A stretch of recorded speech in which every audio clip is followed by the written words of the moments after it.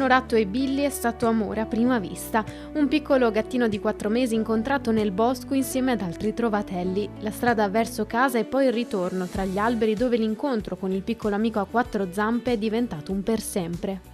Ho guardato insieme alla collina, ho dato una fischiata e il primo nome che mi è venuto in mente è stato Billy.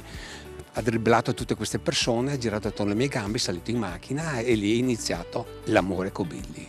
4 anni di amore e di complicità, al guinzaglio, libero per i prati, ma soprattutto in spalla. Billy da quel giorno non ha mai abbandonato il suo padrone. Billy è sempre in spalla con me. Andiamo in bicicletta, in macchina, dappertutto. Andiamo per i negozi, lui è sempre presente. Andiamo anche in banca e lui ha la sua sedia. Sì, voglio dire, è un gatto speciale. Nel bosco lui mi porta fuori.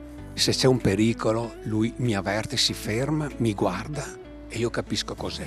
A Conegliano, Onorato, 65 anni, e Billy, 4, sono molto conosciuti e seguiti anche sui social, dove l'innamorato pensionato pubblica il racconto delle giornate passate insieme al suo fedele amico. La particolarità che suscita dolcezza e curiosità è proprio il modo in cui Billy accompagna il padrone, standogli sempre in spalla.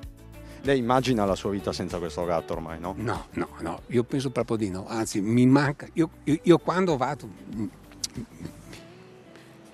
mi commuovo un po'.